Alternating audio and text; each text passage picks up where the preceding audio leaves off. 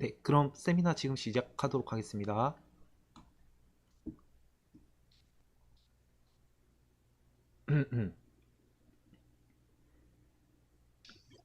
시작할까요? 네, 제가 먼저, 네, 안녕하십니까? 말씀하세요. 네, 저는 제8회 1310 바이오 세미나 진행을 맡은 최석경입니다.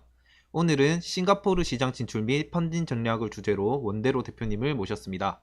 원대로 대표님 간단한 자기소개와 강연 시작해 주시면 되겠습니다. 네, 안녕하세요. 이렇게 인사드려서 반갑습니다. 저는 싱가포르 윌트 벤처 빌더의 원대로라고 하고요. 예, 싱가포르 스타트업 생태계 쪽에서 관심을 가지고 이렇게 불러주셔서 감사하고, 그다음에 좀 부족한 부분이 있겠지만은 앞으로 1시간 동안 제가 알고 있고 경험한 내용을 공유하고요. 그다음에 Q&A 시간도 잠깐 갖도록 하겠습니다.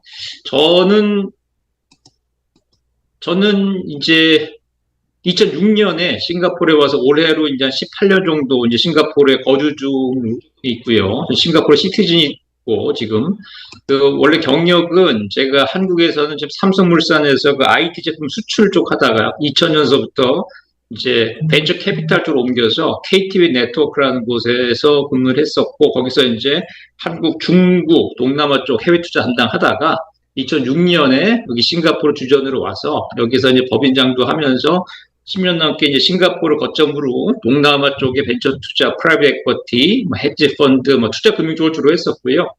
몇 년 전에 이제 다시 이제 스타트업 이제 업계로 돌아와서 지금은 이제 스타트업들을 갖다가 직접 빌딩하고 빌딩하고 키우는 일을 주로 하고 있고요. 한국 스타트업하고 벤처 캐피탈들 싱가포르 진출할 때 제가 같이 돕고 있습니다. 지난 몇 년 사이에 한국에서 싱가포르하고 동남아에 대한 이제 관심하고 뉴스가 갑자기 많아졌어요. 그래서, 근데 그에 비해서 이 지역 진출을 고려하는 이제 한국 기업들이나 투자가들이 이 해당 분야 정보하고 네트워크가 여전히 부족한 상황이긴 합니다. 예. 그리고 특히나 이 지역의 스타트업하고 벤처 캐피탈 생태계 형성된 지가 한 10여 년밖에 안 돼요, 사실은. 그렇기 때문에 이쪽 현지에서 한국의 스타트업들을 도울 수 있는 이 분야 한인 네트워크도 아직 미약한 편이긴 하고요. 예, 그러다 보니까 이제 싱가포르 진출을 원하는 한국 스타트업이나 벤처 캐피탈들이 이 한국에서 이 제한된 정보하고 네트워크만 가지고 조사를 하다가 약간 막연한 이미지나 단편적인 정보들로 좀 차 있는 부분들이 있어요. 그래서 오늘은 그런 것들을 조금 명확하게 정리해 드리도록 하겠습니다. 우선 오늘 다룰 주제들에 대해서 잠깐 언급하고 넘어가자면요. 먼저 이 싱가포르, 그다음에 동남아시아, 그다음에 한국 이렇게 비교를 좀 한번 해볼 수가 있어요. 근데 무슨 얘기냐면은 한국 스타트업 입장에서 이 싱가포르하고 동남아가 신규 시장 맞죠? 맞는데 생각하시는 시장 규모가 기대보다 작을 수가 있습니다. 이게 통계마다 좀 다르긴 한데 대체로 보면 동남아 전체 인구가 한 7억 명 정도, GDP 규모가 한 4 트릴리언, 4 트릴리언 정도 가까우니까 한국 GDP가 2 트릴리언 좀 안 되거든요. 그러니까 동남아 전체 GDP가 한국의 2배 조금 넘는 수준입니다. 그리고 이 동남아 전체 GDP 중에서 인도네시아 한국가 비중이 3분의 1이 넘어요. 예. 싱가포르를 놓고 보면 싱가포르 인구가 한 570만 명 정도 되는데 GDP 규모가 한 0.5 트릴리언 되니까 한국의 한 4분의 1 수준밖에 안 됩니다. 그다음에 한국에서 이제 투자를 가장 많이 한다는 베트남 같은 경우는 인구수가 한국의 2배 수준이긴 한데 GDP는 아직 싱가포르 정도밖에 안 되죠. 그러니까 결국 한국의 4분의 1 정도밖에 안 된다는 얘기예요. 그렇게 놓고 보면 한국이 GDP 규모는 세계 10위권이고 또 인구 또 5천만 명 정도 되니까 한국 시장이 결국 작은 게 아니거든요. 예, 그래서 그런 시장 규모라든가 이런 부분들을 비교해서 먼저 좀 머릿속에 넣어주시는 게 좋을 것 같고요. 그 다음에 우리가 흔히 그냥 아세안, 동남아시아 이렇게 얘기를 하다 보니까 이게 EU라든가 유럽연합이죠. 이런 것처럼 착각을 하는 경우도 있는데 사실 아세안이라고 하는 거는 이게 경제협력 단체라고 봐야 되죠. 이름 명칭일 뿐이죠. 유럽연합 EU처럼 단일 시장이 아니라는 얘기입니다. 그러니까 동남아 각국이 다 다른 그 뭐 통화, 법령, 시스템, 문화, 민족 다 다르다는 얘기예요. 배경이. 그래서 우리가 예를 들어서 뭐 EU 진출한다, 유럽 진출한다. 그럴 때는 어느 정도 말이 될 수 있어요. 그런데 단순하게 동남아 진출한다라고 하면 안 된다는 얘기죠. 이게 아니고 구체적으로 어느 국가로 진출할 것이다라고 해야지 된다는 얘기입니다. 예. 그래서 우리가 동남아 국가 진출하니까 동남아 시장 규모가 이 정도 됩니다라고 단순 합산하는 거는 전혀 의미가 없고요. 그래서 각 국가별로 각계 전투가 필요한 시장이다라는 부분을 아셔야 되는 거죠. 그래서 바꿔 얘기하면 미국, 중국, 뭐 EU 뭐 이렇게 큰 규모의 스케일업이 가능한 단일 시장은 아니라는 얘기예요. 동남아가. 그러니까 그 부분을 일단 염두에 두고 일단 동남아 쪽을 보셔야 되고요. 그 다음에 오늘 참여하신 분들이 바이오 제약 쪽인 거를 알고 있는데, 하지만 이제 디지털 헬스케어 쪽 부분도 많이 커지고 있기 때문에 IT 인프라 쪽 상황도 좀 알고 계시는 게 좋아서 잠깐 말씀을 드리는데요. 이 싱가포르 포함해가지고 이 동남아 국가들이 전반적으로 이 IT 인프라하고 기술 발전 관계가 한국하고 많이 다릅니다. 그러니까 한국은 기억하시겠지만 90년대 중후반부터 2010년대 한 초까지 해가지고 유선 인터넷망, 뭐 2G, 3G, 이동통신 해가지고 뭐 IT 서비스가 이제 순차적으로 계속 나오고 발전했었죠. 그런데 이 동남아 같은 경우는 사실 스마트폰이 등장하는 바람에 이 증관 과정을 확 뛰어넘고요. 바로 모바일 기반 서비스 시대로 넘어가 버린 겁니다. 그러니까 현재 동남아 쪽의 스마트폰 보급률이 80% 가까이 되는데 이러다 보니까 이제 한국에서 과거에 우리가 유선시대에서부터 쭉 경험하고 쌓아왔던 그 노하우나 기술 이런 것들이 그대로 동남아에서 먹힌다고 보기 어렵습니다. 그러니까 쓸모가 없다는 얘기가 이제는. 예. 그래서 그런 부분들을 생각하셔야 되고, 그 다음에 한국이 이 동남아 특히 싱가포르한테 들여있는 부분들 중에 하나가 클라우드거든요. 싱가포르의 경우에는 이 클라우드 도입률이 재작년에 62%, 70%뭐 이렇게 올라갔어요. 그래서 지금은 보통 이런 IT 인프라를 얘기할 때 클라우드가 기본이 돼버렸어요, 이미. 그렇기 때문에 오히려 클라우드가 아닌 상태의 소프트웨어라든가 어떤 시스템이 오히려 이상한 상황이 돼버렸고, 이제 그에 비해서 한국은 제가 알기로는 아직 50%가 안 되는 걸로 알고 있고, 아직도 클라우드 도입이 안 된 곳들이 많다고 알고 있는데요. 이런 부분들을 좀 염두에 두고 좀 더 보시는 게 좀 필요할 것 같고요. 뒤에서 상세하게도 말씀을 드리겠지만, 이 스타트업 에코시스템을 보더라도 싱가포르 기준입니다. 이 한국 같은 경우는 이제 8, 90년대서부터 벤처기업 생태계라는 게 존재했었죠. 그런데 이제 싱가포르 같은 경우는 스타트업 생태계가 없었다고 봐야 됩니다. 그리고 이게 정부가 주도가 돼가지고 지난 10년 사이에 인위적으로 만들었다고 이제 봐도 되고요. 그럼에도 불구하고 최근 조사에 따르면은 이제 싱가포르가 이제 세계 스타트업 생태계 순위에서 이제 점수를 매겨보면 한 6위 정도 나오고요. 아시아에선 또 1위라는 통계 자료도 나와요. 예. 그 정도로 이제 싱가포르 정부 주도로 해서 스타트업 생태계 육성에 아주 전력을 기울이고 있다라고 말씀드릴 수 있고요. 그다음에 싱가포르에는 이제 당연히 글로벌 투자기관, 무슨 펀드 운용사, 뭐 투자은행, 국부펀드, 패밀리 오피스 아주 많습니다. 예. 그래서 이제 싱가포르가 아시아의 금융 허브죠, 사실. 근데 이들 대부분이 근데 순수 금융상품이라든가 뭐 부동산 인프라 같은 전통 자산에 투자라는 것이 사실 그 스타트업 같은 비상장 업체, 또 특히나 초기 기술 업체들, 여기에 투자하는 벤처 캐피탈들은 사실은 일반화된 지가 얼마 안 됩니다. 싱가포르에서는. 그리고 비중도 사실은 상대적으로 작은 편이고요. 예. 그렇기 때문에, 요 부분들을 염두에 두셔야 되고, 하지만 그럼에도 불구하고 동남아 쪽의 VC들 중에서 80% 가까이가 싱가포르에 등록되어 있거든요. 이 정도로 이제 싱가포르가 VC에 있어서도 이제 중심 역할을 한다. 뭐 이렇게 보실 수 있습니다. 제가 처음에 2006년에 왔을 때 여기 싱가포르 벤처캐피탈 협회에 등록된 곳이 불과 뭐 몇 군데 안 됐어요. 그런데 이 작년 기준으로 해가지고 지금 한 150개 정도 되는 것 같더라고요. 굉장히 많아진 거죠. 싱가포르에 이제 활동하는 VC들이. 그렇게 되어 있고요. 일단 그 뒤에서 좀 더 상세하게 좀 말씀을 드리겠습니다. 하나하나. 이 부분은 뭐냐면은 한국에서도 이 정부라든가 이 대기업, 뭐 중견기업들하고 스타트업하고 오픈 이노베이션이 많이 활성화되어 있는 걸로 알고 있는데요. 이 특히 싱가포르 같은 경우는 정부 주도로 해가지고 국가 전체에 걸쳐서 그 이노베이션을 아주 강력하게 드라이브하고 있습니다. 그리고 특히 제약 바이오 분야 쪽에서 대해서도 싱가포르 정부가 신경을 아주 많이 쓰고 있거든요. 예, 그래서 이 싱가포르에 진출해 있는 이 다국적 제약사나 뭐 싱가포르 정부 연구기관들 쪽하고 협업하는 것도 충분히 가능한 시나리오다라는 건 이제 말씀드리고 싶고요. 그렇게 해서 이 정부에서 이 디지털 퍼스트 싱가포르이다라는 비전을 가지고 이렇게 아주 체계적으로 추진을 하니까 이게 이노베이션하고 스마트 시티 순위를 매겨보면 싱가포르이 글로벌 최상위권으로 나옵니다. 아주 상위 아니고 오른쪽 그림에 보시겠지만 5위권으로 나오니까요. 아시아에서는 당연히 1등이죠. 예. 한국도 한 10등 정도로 나옵니다. 여기서는. 예. 그래서 이 글로벌 오픈 이노베이션이 있어가지고 이 싱가포르이 이 몇 가지 이제 유리한 부분들이 있어요. 근데 이를테면은 이 고학력 다국적 인재를 보유했다든가, 그다음에 특히 아시아 기업이 글로벌 시장에 진출할 기회를 제공하는 동시에 또 다국 기업 입장에서는 아시아에 진출할 수 있는 이 발판이 되는 곳이다.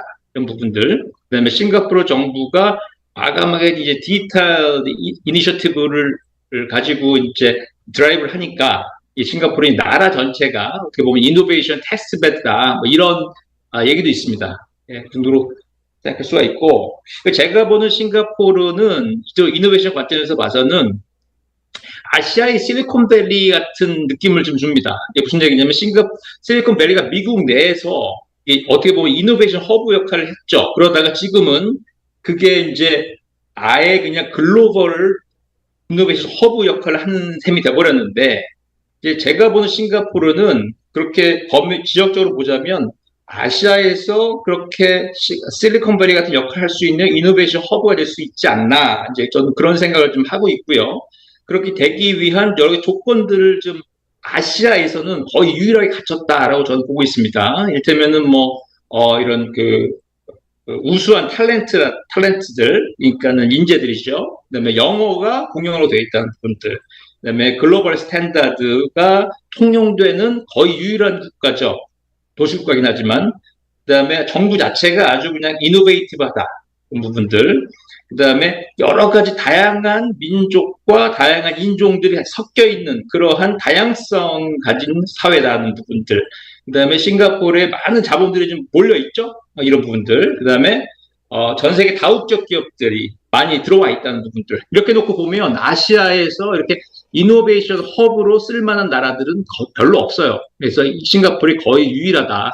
이렇게 저는 보고 있고, 그렇기 때문에 한국에 계신 이제 스타트업 쪽 종사하시는 분들이 이제 해외 진출을 생각하실 때 이 싱가포르를 어떤 이노베이션 플랫폼으로 염두에 두고 이렇게 활용해 보시면 좋을 것 같다고 말씀을 드리고요. 그 다음에 실제 이제 실무에 들어가서는 이 싱가포르 어떻게 활용할 거냐 이 차원에서 봐서는 일단 이노베이션 차원에서 POC를 직접 한번 해보시는 게 저는 이제 좋다고 생각을 하고, 그다음에 이 싱가포르 정부에서 해외 업체들이 싱가포르에 와서 이렇게 POC를 할 수 있는 어떤 그 프로그램을 갖고 있거든요. 그래서 그런 부분들도 찾아가지고 해보시면 좀 많이 도움이 되실 것 같아요. 제가 볼 때는.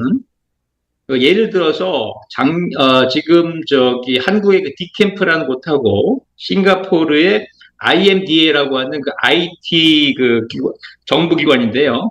이쪽하고 이제 MOU를 맺어가지고 이제 IMDA가 정기적으로 이제 주관하는 오픈 이노베이션에 한국 스타트업들 갖다가 참여시키는 그런 프로그램 돌리고 있고, 그다음에 작년 같은 경우 작년 재작년에는 한국의 엑셀레이터 중에서 이제 머스트라는 곳이 이제 주로 이제 한국의 그 바이오 헬스케어 쪽 스타트업들을 갖다가 이제 싱가포르로 데리고 와서 싱가포르에 있는 다국적 제약사들하고 오픈 이노베이션 엑셀레이팅을 하는 케이스도 있고요. 그다음에 최근에 이번 주에 끝났는데 그 KB 금융그룹이 스폰서 해가지고 한국무역협회가 주관을 해서 한국 스타트업 네 군데가 싱가포르에 나와 있는 다국적 기업 세 군데하고 예를 들면 뭐 프록터 앤 갬블과 P&G 같은 곳들 뭐 이런 곳들하고 로컬 그 싱가포르 은행하고 해서 같이 POC를 진행을 했었습니다. 2달 동안에. 예, 그래서 그 발표를 엊그저께 했었고요. 예, 그런 사례가 있습니다. 싱가포르 생태계를 잠깐 보면 싱가포르 생태계가 이게 아까 말씀드렸다시피 생긴 지가 한 10년 정도밖에 안 됐지만 이게 지금 생태계 순위에서는 상당히 이제 높게 나와요. 높게 나오고 아시아 태평양에서 한 높게 나오고요. 그다음에 인구 한 200만 명에서 1000만 명 사이 국가 중에서는 뭐 한 2위, 세계에서 2위 정도 된다고 그러더라고요. 예, 예, 그렇게 되고 싱가포르가 보면은 그 정부 지원기관이라든가 엑셀러레이터, 벤처 캐피탈 해가지고 스타트업 생태계에 필요한 많은 요소들을 적절하게 이제 가지고 있습니다. 가지고 있고, 근데 이제 싱가포르 스타트업계에 그 형성된 걸 보면 한국하고 좀 다른 부분들이 있어요. 한국은 로컬에서 이제 자생적으로 생겼다고 본다면 싱가포르 생태계는 정부가 판을 깔아두고 거기에다가 해외 기업이라든가 해외에서 유학한 유학파들이 이제 주도했다. 뭐 이렇게 보실 수 있습니다. 예. 그게 좀 다른 점이에요.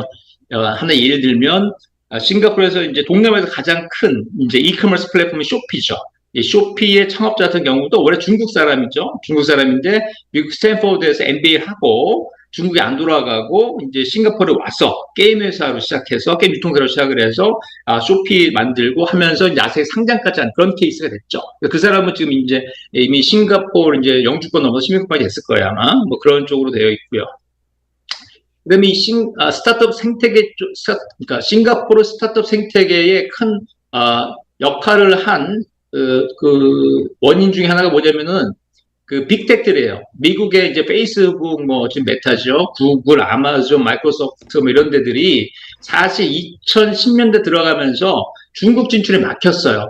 중국에서 안 받아줬죠. 자국 회사들 보완을 하고 그러면서 대신 택한 곳이 이제 싱가포르거든요. 싱가포르의 아시아 헤드쿼터를 만들면서 여기에서 이제 자체 인력들을 릴로케이트 시키면서 좋은 인력들이 유입이 되고 그다음에 또 여기에 졸업한 애들 또 뭐 이런 MBA 한 친구들 이런 친구들이 그런 쪽으로 갔다가 여기서 창업을 하고 뭐 이런 식으로 선순환 구조가 만들어졌어요. 예, 그래서 싱가포르의 스타트업 생태를 이해하실 때는 이제 그런 백그라운드 같이 이해하시면 좋고요. 그다음에 한국도 요즘에는 뭐 재벌 3세들, 4세들 뭐 이런 사람들이 이제 스타트업 쪽으로 많이 들어오긴 하는데 싱가포르 동남아도 마찬가지입니다. 이쪽도 로컬 스타트업들을 뜯어놓고 보면 거기에는 보면은 이제 재벌가 유럽 패밀리 한 2세, 3세들 유럽파들이 많아요. 예, 그렇기 때문에 얘들이 처음에 시작할 때 해외 자기들 네트워크를 동원해서 해외 자금도 가지고 오고 그다음에 자체 자금이 있으니까 그걸로 판을 키우고 뭐 그러면서 유니콘을 많이 만들어냈죠. 예, 그러니까 여기 잘 아시는 뭐 동남아 쪽의 그랩이라든가 뭐 인도네시아의 고잭이라든가 이게 다 비슷한 부류입니다. 다 그런 쪽이죠. 예. 그리고 가장 중요한 걸로 꼽을 수 있는 게 제가 볼 때는 싱가포르 그러니까 동남아 스타트업 생태계를 보실 때 가장 중요하게 봐야 될 사람이 소프트뱅크 손정이에요, 사실은. 예. 네, 뭐냐면은 그 2090년대 말이죠. 그때 이제 중국의 알리바바에 이제 선도적으로 투자를 하면서 중국 스타트업을 키우다시피 했었죠. 처음에 마중물을 넣었었죠. 손정희 회장이. 그 비슷하게 2010년대 초서부터 동남아 쪽에 동남아 쪽을 주의 깊게 보면서 사실 그 한국의 그 소프트뱅크 코리아를 통해서 2010년대 초중반서부터 이 동남아 쪽 지금은 유니콘이 된 뭐 토코피라든가 이런 쪽에 초기 투자를 시작을 했었어요. 그 당시에. 그러다가 2000년대, 10년대 이제 후반 되면 중후반 되면서 유니콘화가 이제 될 때쯤 돼서 이제 소프트뱅크에서 비전 펀드 만들면서 거기다가 어마어마한 돈을 갖다 투자를 하는 거죠. 예. 그러면서 그 돈들이 밑으로 이렇게 내려가면서 시장이 커졌다고 이제 볼 수 있습니다. 예. 그래서 그렇게, 왜냐하면 그 당시만 해도요, 10여 년 전만 해도 동남아 쪽에 전체 투자된 VC 펀드라는 게 불과 3억 불 정도밖에 안 됐었어요. 예. 그런데 이제 한 업체에다가 3억 불 이상을 쐈으니까 이제 어마어마한 돈이었죠. 당시로 보기에는. 그렇기 때문에 그 역할이 상당히 컸었다. 뭐 이렇게 보고. 다만 이제 최근 몇 년 동안에 비전 펀드가 어려워지면서 이제 투자가 주춤하면서 이 동남아 쪽의 스타트업들도 사실 영향을 좀 많이 받고 있습니다. 예. 그런 부분들이 좀 있고요.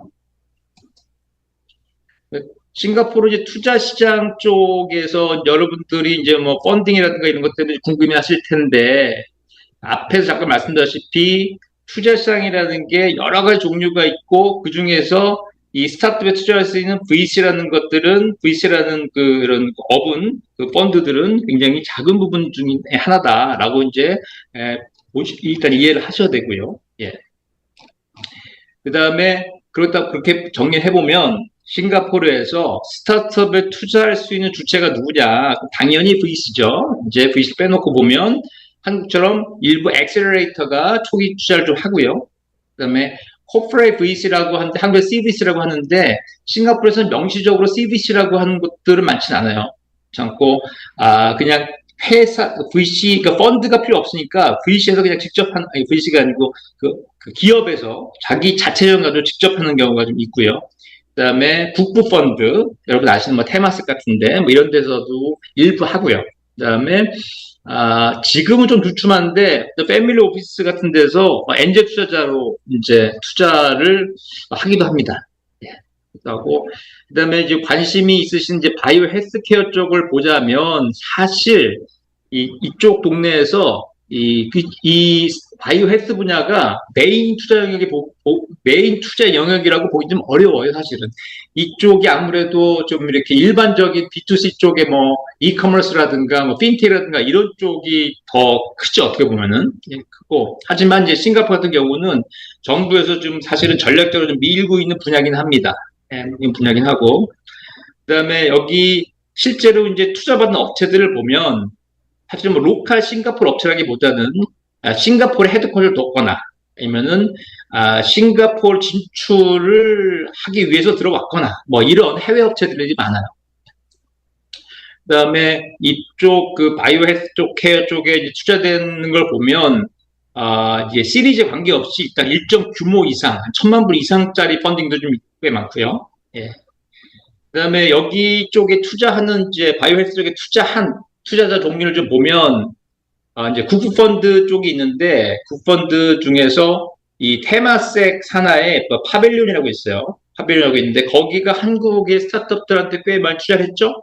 그 중에서 이제 하나가 JMP 메디라고 이제 디지털 헬스케어 회사인데 스타트업 회사인데 여기가 2002년 말에 투자를 이제 받은 적이 있어요. 받은 적이 있고 그 다음에 그 싱가포르 옥타바 펀드라고 여기 약간 그 패밀리 오피스 컨셉인데 거기도 이제 한국의 그 프레스티지 바이오파마인가 거기 투자했었고 이 업체가 이제 몇 년 전에 상장된 걸로 그렇게 이해하고 있습니다. 그래서 이제 그렇게 이런 쪽에서 이렇게 스타트업 분야로 동남아 쪽에 얼마큼 투자가 됐는지 요걸 갖다 이제 최근 올해 이제 3월 기준으로 해서 통계를 한번 뽑아봤어요. 뽑아봤더니 한 평균 최근 한 5년 평균 내보면 한 연평균 한국 돈으로 10조 원 이상 투자가 되어 왔습니다. 지금까지 이렇게 봤으니까 굉장히 급성장을 한 편이고요. 지난 1년 동안 그러니까 작년 4월서부터죠. 그래서 작년 3, 4월서부터 지금까지 1년 동안 동남아 쪽에 벤처 투자액을 보면 말씀드린 대로 한 10 빌리언 정도, 10조 좀 넘겠네요. 그리고 600여 건 정도 되는 거고요. 근데 아까 말씀하셨다시피 이게 2012년만 해도 동남아에 투자된 게 겨우 3억 불밖에 없었던 거예요. 3억 불 정도. 100여 건 투자됐고. 이러던 게 가장 이 투자가 많았던 게 2021년이었는데 이때 한 37 빌리언 정도에다가 거의 투자 건수도 한 1000건 정도 되니까 한 9년, 10년 만에 뭐 금액 기준으로 120배, 뭐 건수 기준으로 한 7배, 뭐 이렇게 완전히 최고점을 찍었었죠. 그러다가 이제 작년 기준으로는 이게 2006년도 수준으로 이제 후퇴가 됐어요. 그렇게 돼버렸고 3분의 1 토막이 나버렸습니다. 그렇게 됐고 그래서 요걸 보시면 여기는 이제 지난 10년 동안에 동남아 스타트업에 얼마만큼 많이 투자가 되었나 그걸 보는 건데 전체적으로 진짜 10년 동안 동남아 쪽에 스타트업이라고 부를 수 있는 곳에 투자된 건수는 한 7천 건 가까이 되는 거예요. 그런데 재밌는 거는 싱가포르가 그 중에서 한 절반 정도 차지하고 있죠. 이렇게 하고 있고, 그 다음에 인도네시아가 보면은 요 정도만 돼도 벌써 한 25%, 4분의 1 정도 되는 거예요. 예, 그렇게 되니까 사실 싱가포르하고 인도네시아가 전체적으로 한 80% 정도 차지한다고 보셔야 됩니다. 예, 그리고 생각보다 뭐 베트남이라든가 뭐 말레이시아라든가 이런 좀 미미하죠. 예, 뭐 물리적으로도 뭐 그렇긴 한데 뭐 사실 어떤 이유가 또 있냐면 그 베트남이나 인도네시아 뭐 이런 업체들이 창업자가 그쪽 출신이라 하고 그쪽에서 오퍼레이션을 하더라도 헤드쿼터를 싱가포르에다가 둔 케이스가 꽤 많아요. 예, 여러 가지 이유로. 예, 그래서 통계 자체가 이렇게 잡힌 부분도 좀 있습니다. 예, 예, 뭐 그런 것 좀 염두에 두시면 될 거고요. 이 싱가포르의 벤처 캐피탈 같은 경우 보면 아까 말씀하셨다시피 한 80% 정도가 싱가포르에 등록이 되어 있어요. 근데 뭐 그렇다고 해서 전부 다 싱가포르에만 투자하는 것들은 아니고요. 동남아에 골고루 다 투자를 하는데 이 펀드 자체가 펀드에 출자하는 LP들이 보통 이제 외국 투자가들이 대부분이죠. 그러다 보니까 아무래도 여러 가지 법제상으로 그다음에 여러 가지 글로벌 스탠다드상 싱가포르에 등록되어 있는 운용사에서 하는 게 투명성 차원이라든가 이런 차원에서 좀 유리하기 때문에 싱가포르에다가 등록을 하고 활동하는 곳들이 대부분이라고 이제 보시면 돼요. 되고 그다음에 그러다 보니까 지금 크런치 베이스라는 통계 자료를 보면은 싱가포르에 거점을 두고 있는 데가 뭐 360개가 넘는다 이런 얘기도 있습니다. 그런 쪽이 되어 있고요.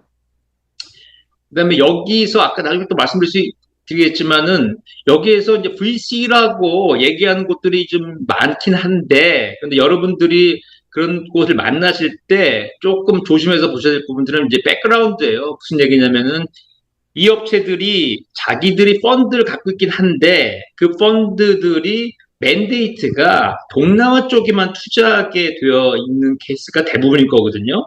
그렇기 때문에 한국에 있는 한국 회사가 이쪽에 와서 한국 회사에 투자를 해주세요라고 얘기를 했을 때 그 한국 법인에다가 투자를 할 수 있는 맨데이트를 가지고 있는 곳들은 상대적으로 많지가 않아요. 네, 그렇기 때문에 그런 그 펀딩이라든가 이런 걸 생각하실 때 그런 구조적인 부분을 잘 한번 생각을 좀 하셔야 된다. 이 말씀을 좀 드리고 싶어요.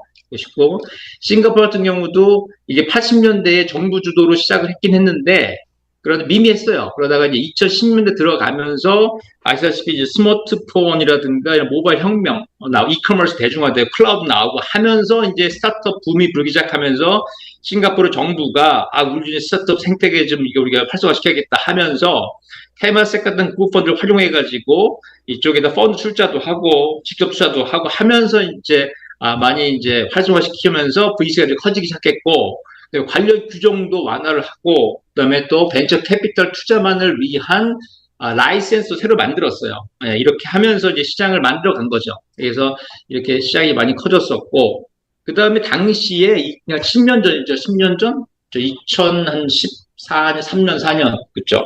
10년 전쯤에 이제 그때 VC 펀드들을 갖다가 초기 투자할 수 있는 VC 펀드들을 정부에서 이렇게 유도하면서 만들었던 펀드들이 뭐 1,000만 불짜리, 2,000만 불짜리 이랬는데 1세대이기 때문에 그때 투자됐던 것 중에서 유니콘들이 좀 많이 나왔어요. 그랩, 오색, 토코피디아 뭐 이런 것들 있죠. 이러다 보니까 얘들이 레코드가 확 좋아졌단 말이에요.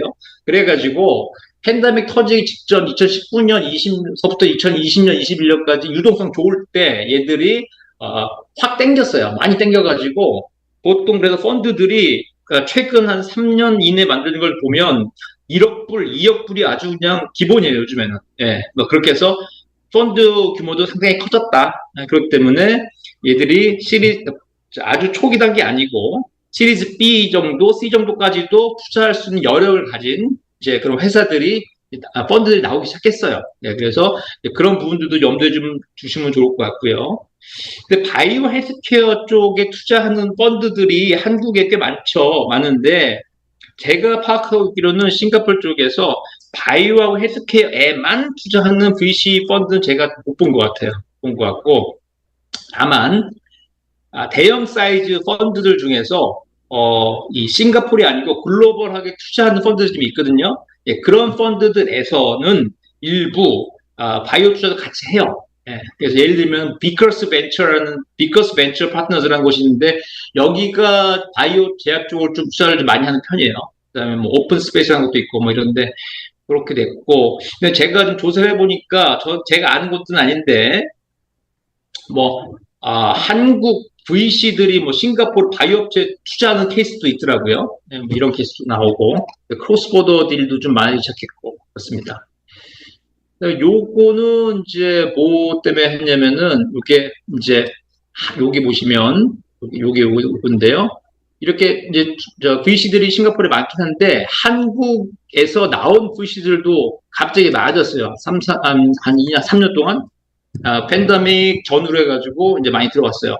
그래서 사실은 그 전에는 2000년대 중반에 제가 처음에 나온 게 1호였고 제가 나온 이후에 그날 10년 동안 나온 곳이 없었죠. 예, 그러다가 이제 2010년대 말서부터 이제 한국투자 파트너스라든가 뭐 SV 인베스트먼트, ES 인베스트, 우리벤처, 그러니까 이제 KTB죠 옛날에 인터베스트 뭐 이런 곳들이 막 나오기 시작했고 그 다음에 여기 기존에 나와 있던 그 VC는 아니지만 산업은행, 미래에셋증권, 한화증권, 뭐 KB금융, 신한은행 이런 곳들에서도 이제 스타트업 쪽에 투자를 좀 하는 이런 그 이제 액티비티 데스크가 좀 새로 생기기도 했고요. 그 다음에 디캠프도 작년 이제 10월 달에 여기다가 이제 사무소를 내고 여기서 이제 활동을 시작했죠. 그래서 이제 그 말씀을 왜 드리냐면 이쪽에서 이렇게 많은 로컬 VC들도 있지만 이 로컬 VC들 만나실 때 이왕이면은 한국 쪽에서 출자를 받은 곳을 만나시면 조금 더 우호적일 수 있어요. 예. 왜냐하면은 한국 그 LP들한테 자금을 받았기 때문에 얘네들이 한국 스타트업에 투자를 좀 해야 되는 어떤 그런 맨데이트가 있긴 하거든요. 그래서 그런 쪽을 좀 잘 한번 파보시면 찬스가 있을 수 있다. 이 말씀을 좀 드리고 싶고요. 그다음에 국구펀드 이제 우리가 이제 이런 거 많이 들어보셨죠. 싱가포르 뭐 테마섹 어쩌고 하는 것들 많이 들어보셨는데 우리가 이제 국구펀드라고 그러면 나라 돈 운영하는 거지 않습니까? 예, 그래서 싱가포르의 국구펀드는 크게 GIC하고 테마스로 나눠볼 수가 있어요. 근데 GIC는 이게 외환을 갖다가 운영하는 거기 때문에 여기는 완전히 FI입니다. FI이기 때문에 그냥 수익률만 계산하는 애들이에요. 그래서 한국에다가 투자한 케이스가 있긴 한데 스타트업들한테도 이게 거의 그 프리-IPO 단계에서 투자한 케이스 정도밖에 없어요. 뭐 야놀자, 뭐 리디 이런 데 투자를 한 게 있어요. 예, 있는데 그래서 GIC 쪽은 이미 상장된 애들한테 오히려 또 관심이 있는 케이스라고 보셔야 되고요. 그러니까 테마섹은 이거 좀 달라요. 달라가지고 어떻게 보면 SI 컨셉이거든요. 그래서 좀 더 장기적이고 전략적인 투자를 좀 진행한다. 뭐 이렇게 이해하시면 좋고요. 그래서 테마섹이 본사에서 직접 하기도 하지만 자기들이 여러 가지 만들어 놓은 자회사들이 많거든요. 그 자회사를 통해서도 출자라든가 투자를 또 활발하게 하고 있습니다.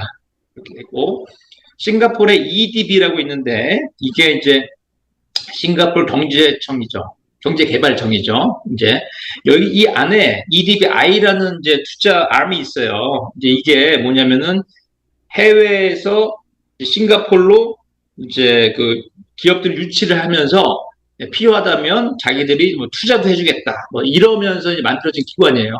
그래서 여기서도 이제 해외에서 싱가포르 들어오는 업체들한테 투자를 좀 하는 역할을 하고요.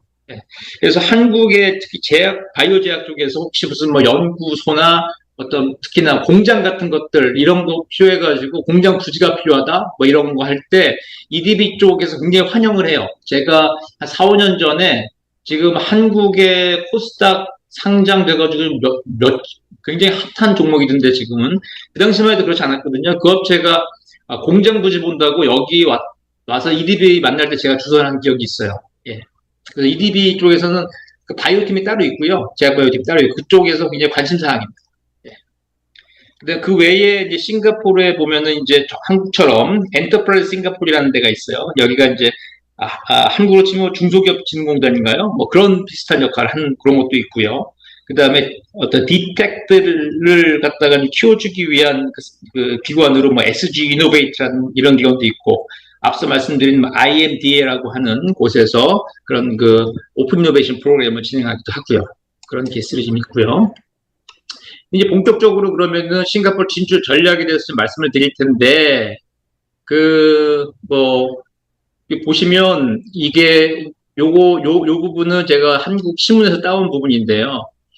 이게 뭐 웃으라고 만든 얘기인데, 이거가 사실 그 해외 진출 검토하실 때 반드시 필요한 질문이에요. 이게 뭐냐면은, 이게 이걸요인데, 이걸요에서 이게 뭐냐는 거죠. 그러니까 해외 진출의 목표가 뭐냐는 거죠. 예, 해외로 영업을 하고 싶은 건지, 본사를 옮기는 플립을 하고 싶은 건지, 해외에서 펀딩을 받고 싶은 건지, 해외 파트너를 찾고 싶은 건지, 일단 그 목표를 이제 분명히 갖고 가셔야 되고요.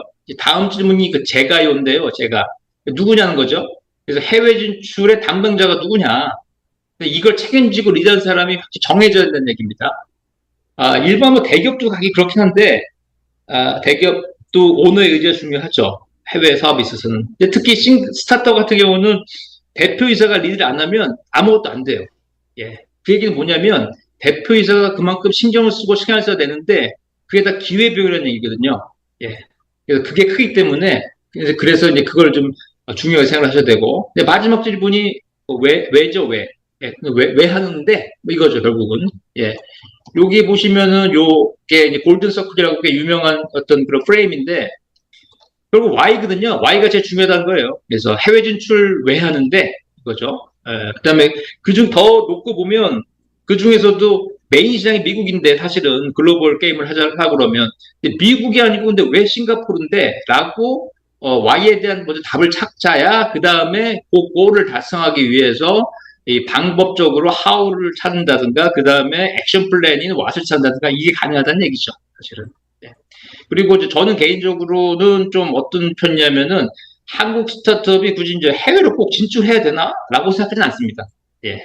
뭐냐면, 제가 여기서 미국도 그렇고 여기도 그렇고 제 경험을 둘도 해보면, 객관적으로 한국 경제 규모나 사업 환경, 정부 지원 여러 가지 감안할 때, 그러니까 전 세계적으로요, 상대적으로 한국만큼이 스타트업 하기에 환경이 좋은 곳이 별로 없어요. 예, 제가 볼 때는. 예. 그렇기 때문에 한국이 별로 뭔가가 안 좋아서, 뭐 환경이 안 좋아서 뭐 못하겠다. 이거는 법적인 규제 부분 빼놓고요. 예, 빼놓고는, 여기 핑계대기가 좀 어려운 시장이에요. 제가 볼 때는. 예. 그래서, 근데 이런 건 있죠. 만약에 아이템 자체가 한국이 메인이 아니고 글로벌이 메인이다. 또는 특정 나라가, 지역이 메인이다. 이럴 수 있죠. 이럴 경우에는 그 지역에서 시작을 하는 걸 전 추천드리는 거죠. 아예 처음서부터. 어렵더라도. 요걸 보시면 요게 제가 그 만든 건데, 혹시 딥러닝 쪽 아실지 모르겠는데, 그리고 딥러닝의 구조를 갖다가 참고해서 제가 만든 거예요. 만든 건데, 이게 뭐냐면 여기서 하나하나 따져보시라는 거죠. 지금 위치에 있는 스테이지가 early 스테이지냐, 아니면 뭐 expand 스테이지냐, 이미 뭐 커진 상태냐, 뭐 이런 거에 따라서, 그 다음에 이 분야도 좀 보시고, 이게 분야가 내가 만든 그 아이템, 우리가 하는 그 서비스나 그 아이템 자체가, 예, 해당 국가, 진출하는 국가, 그럼 예를 들면 싱가포르이다 그러면 싱가포르에서 필요로 하는 그런 그 아이템인지, 그런 분야인지, 그다음에 또 한국에서 뭐 강점을 갖고 있는 부분인지, 이런 부분들을 좀 따져보셔야 되는 게 있다, 이런 거죠. 뭐 예를 들면 한국에서 법적으로 안 되는데 싱가포르에서 된다든가, 이런 분야가 있을 수 있고요. 그다음에 한국에서는 너무 당연해서 좋은 줄도 모르는데 사실은 글로벌 강점을 갖고 있는 부분들이 많거든요. 그러니까 뭐 K-뷰티 요새 많이 얘기하죠. K-컨텐츠 얘기 많이 하죠. 한국이 또 제조 강국인 건 맞잖아요. 그다음에 반도체, 휴대폰, 저 자동차까지 제조하고 있고, 중공업 산업이 인프라가 탄탄하죠. 그다음에 바이오 산업도 한국이 상대적으로 좋죠. 그러니까 인구가 5천만 정도 되죠. 이렇게 된 나라가 별로 없거든요, 이게. 그러니까 싱가포르에서는 오히려 서비스 산업 위주로 되어 있기 때문에 한국의 이런 제조업 인프라를 굉장히 부러워합니다. 예, 이런 분들 염두에 주시는 게 좋을 것 같아요. 마지막으로는 이렇게 돼서 목적이 뭐냐에 따라서 진출 형태가 이렇게 나올 수 있거든요. 그러니까 뭐 형식적으로 그냥 뭐 법적인 다큐멘테이션으로만 되어 있는 회사를 만들 수도 있고, 자회사 만들 수도 있고, 제비 만들 수도 있고, 새로 만들 수도 있고, 리셀러 구할 수도 있고 다 하죠. 그런데 꼭 하나만 정하실 필요는 없고요. 제가 볼 때는 옵션을 여러 개 갖고 하시는 게 좋다. 예, 그러니까 극단적으로 보면 엔터티가 굳이 필요 없을 수도 있고요. 그냥 아니면 그냥 아유 안 되겠다 그냥 우리 국내만 하자 이럴 수도 있고요. 결론이. 예.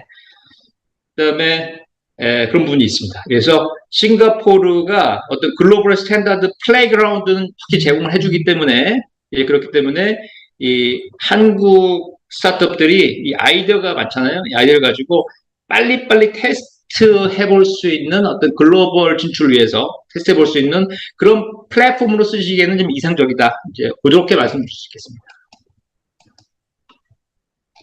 그렇게 해서 쭉 생각해 봤는데, 그래서 방법적으로는 어떻게 하는 게 좋겠냐, 뭐 이런 걸 말씀드리려고 그러는데, 작년에 그 스타트업 얼라이언스에서 스타트업 대상으로 조사를 해보면, 한 25% 정도는 해외 시장에서 뭔가를 하고 있거나, 아니면은 지금 염두에 두고 있거나, 막 이렇더라고요. 그리고 그 다음에 어느 국가를 갖다가 머릿속에 지금 두고 있냐, 아니면 하고 있냐, 이렇게 보면, 동남아시아가 커요. 이게. 그러면 순위가. 예. 그런 상황인데, 그렇다고 그러면은 어떤 방식으로 나가야 되는 게 좋을까라고 이제 고민이 되겠죠. 앞에서 물론 말씀을 좀 드린 부분이 있는데, 요거를 다시 한번 정리해 본 겁니다. 정리한 건데요. 뭐냐면 요거는 회사가 현재 많이 성숙해서 제품 서비스 다 있고 잘 팔고 있는 상태냐, 아니면은 아직 뭔가 찾아야 되는 상태냐, 그다음에 이쪽 부분은 리소스가 자금이든 인력이든 좀 유용 가능한 자원들이 있느냐, 아니면 적느냐, 요차에 따라서 그냥 도식적으로 알기 쉽게 한 4분화 시킨 건데요. 여기를 보시고 한번 결정하셔도 괜찮을 것 같아요. 그래서 뭐 서비스도 다 있고, 가용적은 충분하고, 그러면 사실 선택지가 많죠. 뭐 자회사 만들던 제휴 만들던 유통상을 찾던 신규 창업을 하던 이거 많은 거고, 근데 제품 서비스 있는데 가용 자원이 충분치 않다. 그럴 경우는 저는 이제 로컬의 리셀러한테 그냥 맡겨버려라. 뭐 이런 걸 추천하는 편이고요. 그 다음에 제품은 아직 확실히 우리가 PMF를 못 찾았는데 보니까 이게 해외에서 더 먹힐 것 같거나 뭐 이렇다. 근데 아직 한번 우리가 다시 피봇이라든가 한번 다시 뭔가 세팅을 할 수 있는 자원 아직 있다. 그러면 저는 해당 국가 가가지고 직접 새로 창업을 하거나 아예 본사를 옮겨버리는 플립을 하라고 저 추천을 드리고요. 근데 이런 상태긴 한데 자원도 없어. 뭐 이런 경우가 제일 문제인 거죠.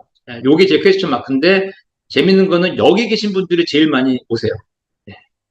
그래서 그런 거가 좀 위험하다고 저는 이제 말씀을 드릴게요. 방법적으로는 뭐 많습니다. 여기 도와줄 수 있는 여기 현지 에이전트들이나 이런 게 많으니까 방법적으로는 문제가 아닐 거예요. 전략적으로 판단하는 게 좀 더 중요하다고 보고요. 앞서 말씀드렸다시피 여러 가지 옵션을 갖다가 플렉서블하게 생각하시는 게 좋다. 그렇기 때문에 저는 제가 이제 추천드리는 방법은 뭐냐면 비싼 비용 내고 시간 내서 해외 직접 진출을 하기 전에 국내에서 먼저 해외 사업을 한번 해봐라. 뭐 이런 걸 추천을 드리고, 그래서 제가 만든 말이긴 한데 뭐 보더리스 글로벌라이제이션 같은 걸 한번 해봐라 이렇게 추천을 드리죠. 그러니까 지금 옛날 같으면 그게 안 됐어요. 안 됐는데 지금은 그게 충분히 가능한 시장이 돼버렸거든요. 그렇기 때문에 한국에서도 글로벌 마켓 대상으로 해서 한번 뭘 해볼 수 있는 여건이 돼 있는 거예요. 그래서 사람 같은 것들도 우리가 해외 그 버추얼로 다 가능한 시대가 됐고, 그 다음에 한국에 들어와 있는 외국인들도 많잖아요. 이렇게 돼 있고 하기 때문에 옛날처럼 이렇게 방법적으로 불가능해서 못한다 이런 얘기하기 힘든 세상이 됐다. 이렇게 좀 말씀을 드리고 싶고요. 그다음에 이 부분들은 좀 약간 좀 실무적인 얘기 제가 좀 말씀드리려고 그러는데요. 이게 뭐냐면은 제가 볼 땐 그렇습니다. 한 18년 정도이다 보니까 한국에서 여기에 와서 뭐 하시려고 그랬던 분들이 좀 하시다가 다시 돌아가기도 하고 하거든요. 그런데 와서 하시는 여러 가지 시행착오라든가 이런 것들이 전수가 안 되고 사람만 바꿔서 같은 실수가 계속 반복돼요. 무한반복, 무한반복이에요. 무한반복. 이걸 제가 많이 보거든요. 그래서 좀 이런 걸 갖다가 좀, 미리 좀 공부를 하시던 아니면 어떻게 좀 많이 만나서 얘기 들으시던 해가지고, 사전에 그런 그 시행착오를 좀 많이 좀 줄이시면 좋겠다. 이제 이런 차원에서 제가 좀 정리 좀 해본 거예요. 해서 제일 중요한 부분은 뭐냐면 한국에 있으면서 사전적으로 조사하고 공부하고 시뮬레이션 할 수 있는 방법이 엄청 많은 게 많아졌기 때문에 의지만 있으면 얼마든지 한국에서 시장조사라든가 미리 사조사 할 수 있다. 그러니까 하실 만큼 하고서 출장을 나오시던 뭘 하시든 해라 하는 걸 제가 많이 강조를 하고요. 그 부분들을. 그 다음에, 제일 저 추천드리는 건 뭐냐면은 직접 해보는 게 제일 좋다. 그러니까 잠재 고객을 염두에 두고 그 사람들하고 POC를 한번 해보는 게 좋아요, 직접. 그러면서 커뮤니케이션을 해보면서 뭐가 문제라는 것도 알고, 아니다라는 것도 판단할 수가 있고, 이걸 좀 피벗을 할 수도 있고, 그렇죠. 그러니까 직접, 제품을 가지고, 아이디어를 가지고 POC를 한번 하면서 고객과 소통을 해봐라. 이걸 제일 많이 이제 말씀을 드리고요.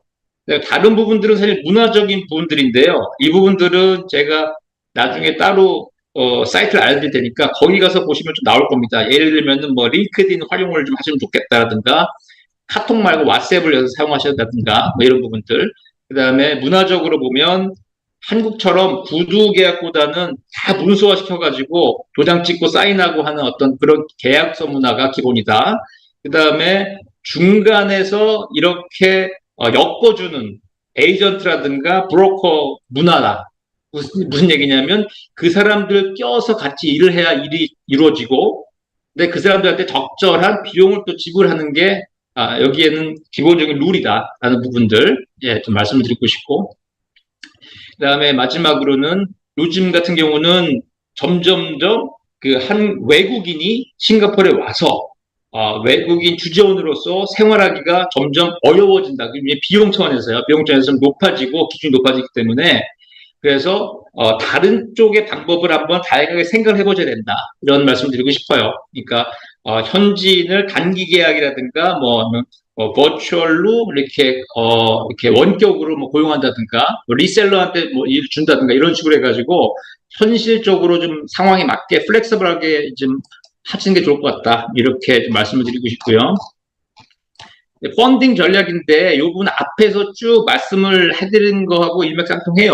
그러니까 뭐냐면 일단은 여기서 누구를 만나서 얘기할 때 다 좋은데 중요한 부분 뭐냐면은 해외에서 투자를 받고자 할 때 투자를 받으려는 그 주체가 누구냐 이거 정확히 따지셔야 돼요. 그러니까 한국 법인에 투자를 해주세요라고 말할 거냐 아니면 저희가 플립을 할 거니까 싱가포르에 본사 올 테니까 여기다 해주세요라고 얘기할 거냐 자회사를 만들 거다 그러니까 해달라 아니면 누구누구랑 파트너랑 제휴를 만들 거니까 여기다 투자할 의향이 있냐 이런 식으로 해서 상대한테 투자를 받고 싶은 대상을 정확하게 알려주셔야 돼요. 예. 그게 안 되면 얘기가 서로 헛돌 수 있어요. 상대방은 싱가포르 법인인 줄 알고 내가 검토했는데 아니네 못하는데요 이렇게 될 수 있거든요. 그렇기 때문에 그걸 확실히 좀 미리 잘 정리하셔야 되고 그 다음에 미팅하는 대상이 누군지를 파악을 하셔야 돼요. 여기가 한국하고 달라가지고 한국은 뭐랄까요 좀 이렇게 좀 명확하잖아요. 라이센스 있고 없고 글씨가 어디고 명확한데 여기서 사실 정체불명인 데들이 굉장히 많거든요. 그리고 어떤 그 부자들이라든가 이런 진짜 실제 쩐주라든가 이런 사람들이 의사결정권자들이 사실 그냥 겉으로 봐서 전혀 알지 못하게 되는 사람들도 굉장히 많아요. 그렇기 때문에 누가 누군지 알기가 좀 어려워서 그런 거 파악하는 게 좀 중요합니다. 사실 중요하고 아까 말씀하셨다시피 한국 법인이라고 그러면 한국 법인에 투자가 가능한 펀드를 갖고 있는지 이런 거 좀 파악을 하셔야 되고요. 그 다음에 제일 좀 거시기한 게 뭐냐면은 한국 분들이 한국의 스타트업이나 이런 분들이 어떻게 보면은 한 달에 두 달에 건너서 연락이 많이 오세요. 저뿐이 아니고 여기 오래 있던 양반들한테. 이제 뭐냐면은 저기 투자 좀 받고 싶은데 누구 좀 소개해 주세요. 또는 제가 언제 가는데 투자자 좀 소개해 주세요. 이런 말씀을 그냥 뜬금없이 한 분들이 아직도 꽤 많거든요. 근데 사실 그거는 이쪽 동네에서는 그렇게 얘기하시면 아무것도 안 됩니다. 예. 그러니까 시리어스하다 그러면은 이쪽에서 그런 걸 해줄 수 있는 사람이든 기관이든 잘 찾으셔가지고 정식으로 무슨 계약을 맺고서는 하셔야 그래도 좀 움직임이 있고, 그렇지 않으면 뭐 다들 앞에서 예예 그리고 다 잊어버려요. 잊어버리고 여기는 공짜 점심 없으니까 그런 기브앤테이크가 확실하게 있어야 된다는 부분들 좀 말씀드리고 싶고요. 그리고 이제 마지막으로 요거는 이제 약간 그 테크니컬한 건데, 이제 여기서 이제 해외에서 나오셔서 보통 뭐 미팅도 하시고 아니면은 보통 이런 그 프로그램 참여해가지고 이런 그 IR 같은 거 이제 할 기회들이 생기시잖아요. 데모데이 같은 것들 뭐 해가지고 이럴 때 이제 좀 제가 많이 참석을 해보면서 좀 아쉬운 부분들 좀 정리해 놓은 겁니다. 예. 이게 영어기도 하고, 그 다음에 또 이게 뭐, 이런 공식적으로 이렇게 발표를 하니까 그냥 긴장들 많이 하시고 어려워들 하시는데, 그러다 보니까, 비슷한 그 실수들을 많이 봐요. 많이 봐서 좀 안타까운 부분도 있고, 일단 덱 같은 걸 보면은, 이제, 피칭 덱하고 회사 소개서하고 이제 헷갈리시는 분들이 많거든요. 발표 자료는 그러니까 피칭할 때 쓸 자료는 따로 만드셔야 되는 거죠. 그러니까 텍스트가 빠박하게 이렇게 적힌 그런 건 필요 없고 큰 그 핵심 제목만 넣는다든가 이미지 위주로 넣는다든가 해가지고 사실은 그냥 양념으로 그냥 놓은 거고, 사실은 내가 그냥 그걸 보고 읽는 게 아니고 그냥 여기를 보고 내가 할 얘기를 하는데 옆에 있는 거는 어떻게 보면 찍기다시로 그냥 갖다 놓은 거다, 이렇게 생각하시는 게 제일 좋고요. 그 다음에 구구절절히 뭐 우리 회사가 몇 년대 만들어졌고 뭐 조직도 이렇고 이런 거 다 쓸데없거든요. 그거 쓸데없고, 사실 피칭 하실 때 제일 중요한 건 스토리텔링이에요. 스토리텔링. 그러니까 이 상대방으로 하여금 5분 내에 저 사람 한번 내가 다시 만나보고 싶다라고 하는 거 있지 않습니까? 한국에도 보니까 그 무슨 연애 프로그램 중에서 나와가지고 이렇게 한 사람이 뭐 1, 2분 내에 뭐 자기소개하고 하는 거 있던데 보니까 뭐 그런 거랑 비슷한 거죠. 그러니까 나와가지고 괜찮아 보이게 얘기하는 거예요. 보여주는 거거든요. 그냥 그런 차원으로 이제 보시는 게 좋은데, 이제 보통들 이제 많이 하시는 거 보면은 이제 무슨 뭐 어디 무슨 저 경진대회나 아니면 어디 그 공공기관에다가 보고하듯이 이렇게 차트 보고하듯이 이렇게 하시는 분들이 여전히 좀 있어요. 그리고 영어가 좀 안 되니까 좀 뭐냐면은 다 적어 오셔가지고 일일이 그거 읽고 계시거나 아니면은 덱 자체를 완전히 텍스트로만 써가지고 그걸 읽고 계시거나 이런 분들이 지금도 꽤 있거든요. 그러니까 그런 것들을 갖다 좀 이렇게 안 하시고 좀 외우셔가지고 연습을 몇 번 하셔가지고 영어가 좀 서툴더라도 직접 이렇게 하시는 게 좋다. 저는 이제 그렇게 좀 추천을 드리고, 어쨌든 이런 그 데모데이 같은 데 특히나 나와서 짧게 짧게 이렇게 피칭하실 경우에는 좀 뻔뻔하게 이렇게 쇼타임이라고 생각을 하고, 자기 장기 자랑한다고 생각하셔야 됩니다, 사실은. 그래서 포장술이 좀 필요해요, 사실은. 예. 예. 근데 그런 부분들 잘 못하시는 부분들이 좀 있긴 한데, 그래서 이제 그런 것들도, 좀 필요하니까, 좀 염두에 두고, 연습을 좀 미리 좀 하시면 좋겠다라고 말씀드리고 싶고, 요거는 뭐냐면은 요게 작년에 저희 회사가 그 한국의 디캠프하고 같이 이제 만든 그 일종의 플레이북이거든요. 뭐냐면은 아까 말씀하셨다시피 저기 한국에서 오신 분들이 비슷한 실수를 많이 하시고 비슷한 질문들을 하도 많이 하셔가지고 그런 것들 잘 정리해 놓은 거예요. 그러니까 요거 좀 보시면 여기에서 아주 기본적으로 아셔야 될 뭐 여러 가지 뭐 정보기관이라든가 여기에 관습이라든가 이런 걸 정리되어 있거든요. 이런 걸 좀 보시면 좋을 것 같고, 두 번째 요거는 제가 재작년서부터 이렇게 그 가끔 그 뭐 조선일보 조그마한 기자라든가 아니면은 그 아웃스탠딩이라든가 이런 데다가 싱가포르 뭐 진출이라든가 뭐 창업 관련해 가지고 제가 기고를 한 것들이 쭉 있으니까요. 특히 조그마한 기자들 같은 거 보면은 여기 제가 앞에서 설명드린 것들 자세하게 써놨거든요. 이런 것들 좀 보시면 그래도 좀 싱가포르 쪽 진출하실 때 좀 도움이 되실 것 같다고 생각합니다. 참고로 보시면 될 것 같고. 이제 마지막으로 해서 결론을 내리자면, 그래서 이제 거의 다 끝났는데요. 그래서 다 정리하겠습니다. 그럼 첫 번째, 싱가포르 동남아 진출이 왜 필요한가? 근본적으로 들어가서 안 필요할 수 있습니다. 그러니까 굳이 안 나오셔도 되니까 왜 필요한지에 대해서 한번 생각을 해보시고, 두 번째로 그러다 보니까 한국에서 먼저 한번 해보고 시면 좋겠다. 한국에서. 회사 자체를 글로벌라이제이션을 시켜보는 거예요. 이름을 무슨 뭐 브라이언, 뭐 존, 뭐 이렇게 하라는 얘기가 아니고 시스템 자체라든가 여러 가지 조직 구성이라든가 일하는 방식 자체라든가 아니면 해외 외국에랑 같이 일한다든가 이런 식으로 해서 한국에서 먼저 뭐 글로벌라이제이션 한번 연습을 한번 해보셔라. 뭐 이런 말씀을 드리고 싶고 그다음에 결론적으로 해서 꼭 하긴 해야 되겠다. 뭔가를 해야겠다 하면은 일단은 현지 파트너를 잘 잡으셔야 된다. 에이전트가 됐건 현재 뭐가 됐건 간에 그거를 잘 잡는 게 제일 중요하다고 저는 생각을 하고요. 예. 그다음에 한 5분 정도 남았는데 여기 제가 이제 사전 질문 몇 개를 받았는데 제가 아시다시피 그 바이오 제약 쪽 전문가는 아니거든요. 그렇기 때문에 그런 부분들은 제가 좀 말씀을 드리기가 좀 어려울 것 같고 첫 번째로 질문이 정부 지원, 싱가포르 정부 차원에서 지원이 뭐 가능한 게 뭐가 있냐? 아까 앞에서 좀 말씀을 드렸었죠. EDB 같은 데가 원래 그거 하는 기관이에요. 그래서 외국 기업이 싱가포르에 진출할 때 여러 가지 컨설팅을 해주고 자문해주고 도움 주고 투자해주고 이런 곳이기 때문에 여기가 이제 제일 그 기본적으로 만나셔야 될 곳이고요. 그 다음에 근데 대신에 여기는 좀 큰 데들을 원하니까 작은 바이오 기업 업체가 안 맞을 수도 있어요. 예, 그 외에 이제 엔터프라이즈 싱가포르 이런 데들이 스타트업 지원 프로그램이 있고 IMDA라든가 이런 데 있다고 말씀드렸었죠. 두 번째 질문, 다국적 제약회사과 연계성 뭐 가능성인데요. 이게 이제 앞에서 말씀드렸었죠. 머스트라는 데가 이제 작년에 한번 해봤었어요. 거였다가 잘 됐어요. 잘 돼가지고 뭐 계속 한다고 하더라고요. 그래서 여기가 제가 작년에 가보니까 J&J죠. 존슨앤존슨이 그 이노베이션 센터를 몇 년 전에 상해에 들어갔다가 작년에 싱가포르로 옮겨서 개소했거든요. 예. 그래서 그런 식으로 다국적 제약체들이 여기에서 싱가포르에서 오픈 이노베이션들 많이 하려고 합니다. 저는 그렇게 알고 있고요. 예.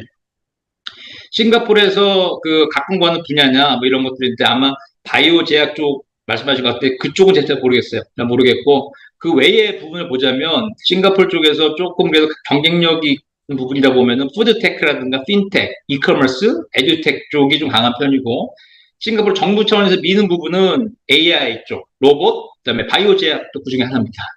하고 바이오 스타트업을 성공적으로 운영하기 위한 핵심 전략 이러면 그 사실 뭐 바이오 스타트업이 아니더라도 이게 모든 스타트업이 다 비슷한 거죠. 사실은 비슷해서 앞에서 말씀드렸던 그런 체크 포인트들 쭉 한번 생각해 보시면서 전략을 한번 미리 수립을 해보시는 게 좋다.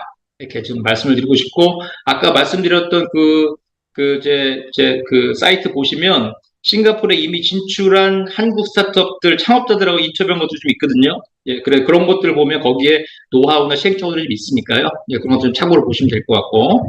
그다음에 현지 규제 및 법률 측면에서 보면은 한국하고 펀드멘탈이 다른 부분이 있어요. 왜냐면 한국은 법에서 정한 것만 가능하다라고 하는 파지티브 시스템이죠. 싱가포르는 뭐뭐뭐뭐 안 되고 그거 빼고 다 돼라고 하는 네거티브 시스템입니다. 그러니까 완전히 달라요. 그러다 보니까 싱가포르 쪽이 좀 더 시장 친화적이고 기업 친화적인 시스템이라고 보시면 되고 만약에 기존 법에서 제한이 있어서 안 된 케이스 같은 경우는 싱가포르에서는 샌드박스를 수시로 운영하고 거기서 해보고 또 규정을 또 바꿔줘요. 또. 예, 그래서 한국보다는 조금 더 많이 탄력적인 것 같다라고 보는 게 제 입장이고 싱가포르 진출의 가치 같은 걸 보면 앞에서 제가 쭉 말씀드렸다시피 아시아에서 거의 유일한 글로벌 스탠다드 국가다. 도시기도 하고요.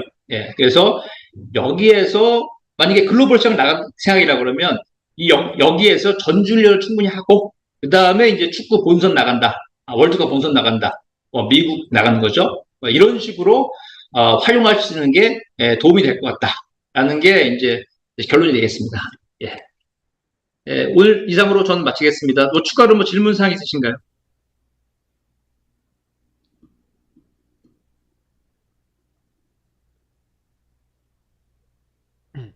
네. 지금 오늘 진행된 세미나는 유튜브 라이브로 진행이 되기 때문에 영상이 유튜브 저희 지노바이오텍 채널에 업로드가 될 예정이고요.